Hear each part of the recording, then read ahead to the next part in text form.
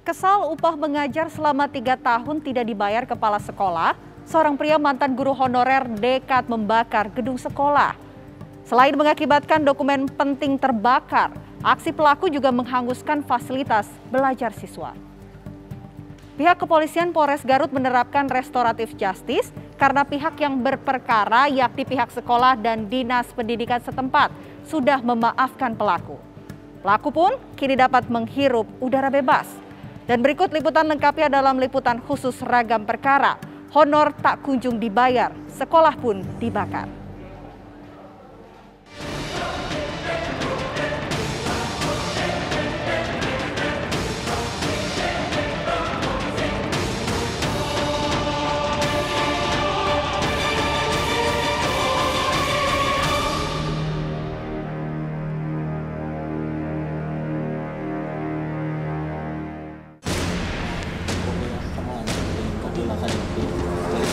Rekaman CCTV ini memperlihatkan seorang pria bertopi membawa kantong plastik masuk ke gerbang SMP Negeri 1 Cikelet, Garut, Jawa Barat.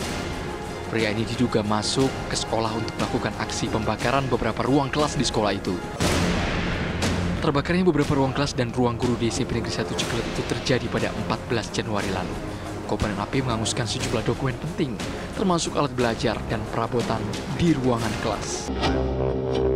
Pihak kepolisian setempat pun melakukan penyelidikan perihal penyebab kebakaran gedung sekolah.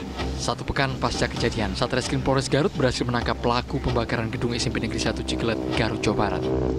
Pelaku yang diketahui berinisial Munir Alamsyah itu adalah mantan guru honorer di sekolah tersebut pada tahun 1996 hingga tahun 1998. Kepada polisi, pelaku mengaku nekat melakukan aksi pembakaran karena kesal. Upah ia mengajar selama 3 tahun tidak dibayarkan oleh kepala sekolah. Adanya percobaan untuk pembakaran sekolah SMP Negeri 1 Cikelet, di mana kejadiannya itu pada hari Jumat, tanggal 14 Januari, sekira jam 11.00 yang di lokasi di SMP Negeri 1 Cikelet, yang diduga dilakukan oleh mantan seorang tenaga guru honorer, di mana beliau yang berinisial MA pernah bekerja sebagai tenaga honorer di tahun 96 sampai 98. Nah, dengan didasari dengan rasa sakit hati, di mana dilatar belakangi rasa sakit hati itu bahwa tersangka yang berinisial MA ini, gitu kan, pernah tidak diberikan haknya sebagai tenaga honorer di periode 96 sampai 98 di SMA 1 Negeri Cikelet itu, di mana pihak Bapak Kepala Sekolah dia itu ada hak sebagai tenaga honorer sebesar 6 juta tidak diberikan kepada tenaga honorer yang menjadi tersangka MA. Pelaku tersulut emosi karena membutuhkan uang untuk menikah.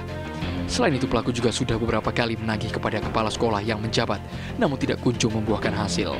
MA pernah mengklarifikasi kepada pihak sekolah, namun demikian tidak pernah ada realisasinya, dengan tujuan mempertanyakan apa yang menjadi hak-haknya dia semasa masih menjadi tenaga honorer, dengan maksud untuk berniat untuk dipakai untuk biaya menikah. Namun sampai saat ini tidak ada realisasinya.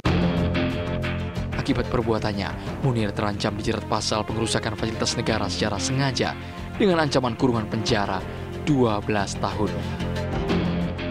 Sementara psikolog Universitas Indonesia Maria Ulfa melihat motif pelaku bukan hanya karena emosi sesaat, tapi juga karena hal yang lebih mendasar, yakni untuk memenuhi kebutuhan ekonomi pelaku.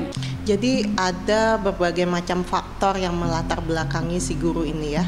Yang pertama, mungkin karena sakit hati, karena sudah puluhan tahun juga kan. Yang kedua, karena beliau juga saat ini secara ekonomi kurang terpenuhi untuk kebutuhan-kebutuhannya. Seperti itu. Kemudian pekerjaan si guru saat ini bisa dibilang tidak ada ya.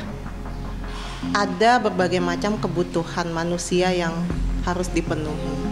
Yang paling mendasar itu adalah kebutuhan fisiologis, makan, minum, tidur, itu ada di kebutuhan paling dasar pada setiap manusia.